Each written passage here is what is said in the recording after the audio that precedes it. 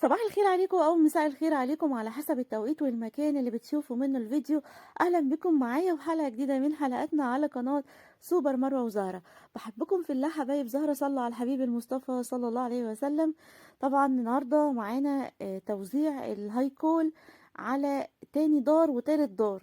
امبارح نزلت فيديو لأول دار، وعشان الوقت بيبقى كبير مش حابة ان يكون الفيديو طويل قوي عليكم، فبقسم طبعا كمية الوقت على فيديوهين.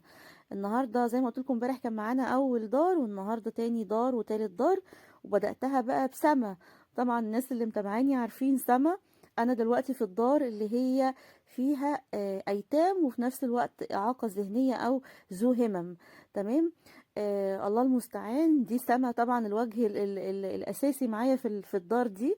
هنشوف بقى اخر الفيديو او في نصه تقريبا الدار التالتة. خلي بالكم تابعوا معايا عشان تشوفوا الدار التالتة اللي فيها مالك ومليكة. تمام. عايزه اقول لكم ان سما بصوا فرحتها بالدنيا وما فيها. سما لو جايبه لها باكو بسكوت بتتنطط كده، لو جايبه لها بالونه بتتنطط كده. قد ايه البراءه في الاطفال بتبقى حلوه قوي. طبعا ما تنسوش تحطوا اللايك وصلوا على الحبيب المصطفى صلى الله عليه وسلم. واللايك مهم يا جماعه، ساعدونا ان احنا نكمل في الخير ونستمر في الخير. يعني عارفه ان في ناس كتير معترضة على فكرة التصوير، ولكن صدقوني ده في مصلحة الأطفال اللي هم تايهين، في مصلحة الأطفال اللي هم كانوا مخطوفين واتوجدوا مع متسولين وبدأوا ان هم يتسلموا لدار أيتام. دي حاجة. الحاجة التانية عشان المصداقية يا حبايبي، لان طبعا انتوا عارفين على اليوتيوب في ناس كتير وفي جمعيات كتير بتعمل تبرعات، وبيجي بعد كده يقولوا ان هم خدوا التبرعات وما عملوا ما ودوهاش في مكانها. فانا عشان اتجنب الشبهة بصور اي حاجة انا بجيبها وبوزعها، عشان حتى اللي اتبرع يحس ان حاجته راحت في المكان الصح. بس دي الفكرة والله مش اكتر. تمام. انا بقى نفسي اعمل ايه؟ نفسي ان 2023 تكون عام خير للغلابة والايتام. يعني بدل ما احنا بنوزع على، احنا بدأنا طبعا بدار ايتام واحدة اللي هي هتشوفوها كمان شوية. بدأنا فيها، فضلنا فيها كام شهر لوحدها. بعد كده ضفنا الدار دي اللي هي فيها الايتام وكمان عندهم اعاقات ذهنية. وكمان بدأنا بدار تالتة من شهر اللي هي الدار اللي في سموحة، اللي انا نزلت فيها الهيكولات امبارح، وكانت دار للبنات فقط. فاحنا كل مدى لما ربنا بيكرم بنبدأ ان احنا نزود يعني البؤرة بتاعت الخير وحلقة الخير اللي احنا بنحاول نوصل فيها. بصوا بقى حبايبي طبعا كلهم هناك، كل واحد بيجي يستلم حاجته. واللي مش موجود في درس او نايم او حاجة زي كده طبعا بيبقى يلا تعالى يا حودة، خش يا حودة. حتى حودة جه اهو. طبعا زي ما بقول لكم حتى اللي مش موجود بيبقى بنسيب له العدد بتاعه. عايزة طبعا أشكر الحاج محمد الغامدي اللي اتبرع معايا بالعدد كامل ل91 طفل، وكمان الباشمهندس فاعل الخير اللي اتبرع معانا بالعدد كامل 91 طفل، والست ام منصور اللي اتبرعت معانا ب91 طفل، والاخت اللي ساعدت معانا بمبلغ بسيط. بصوا سما. طيب. بتوريكم هي خدت ايه يعني.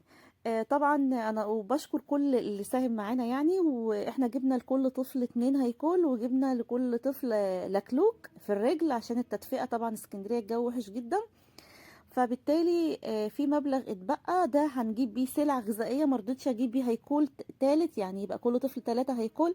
قلت كفاية 2. على عندهم يعني لو عندهم حتى قطعة واحدة يبقى كده تمام، بحيث ان هم يعني يبقى المبلغ التالت ده نجيب بيه سلع غذائية، لان طبعا محتاجينها جدا.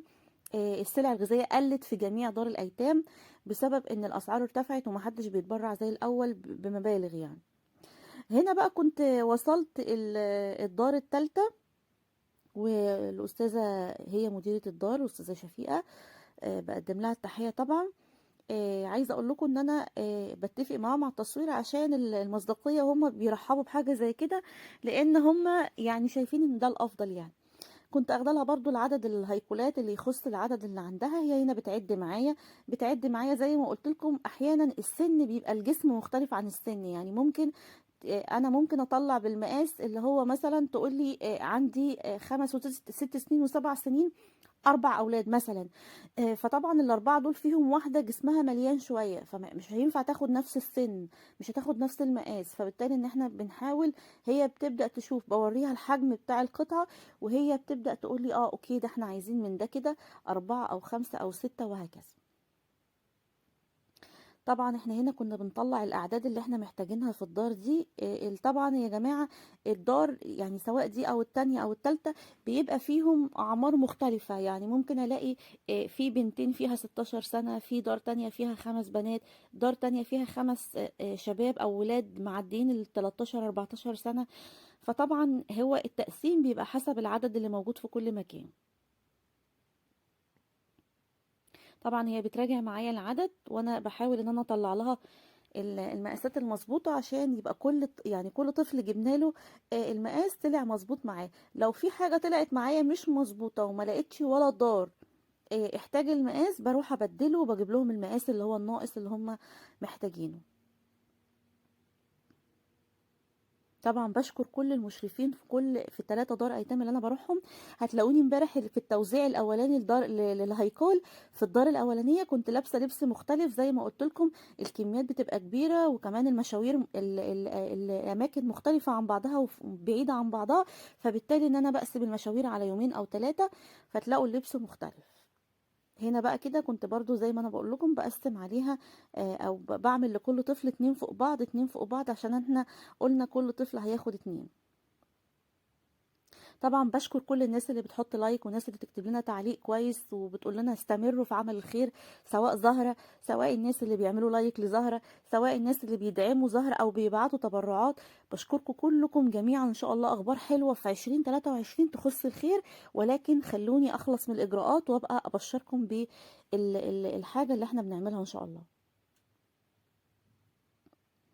ما تنسوش بقى حبايبي اللايك، وشكرا لكل الداعمين لزهرة.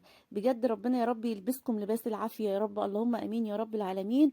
ربنا يكسيكم من ثياب الجنة، اللهم امين يا رب العالمين. انتوا ما تتخيلوش التدفئة للاولاد دي عاملة ازاي.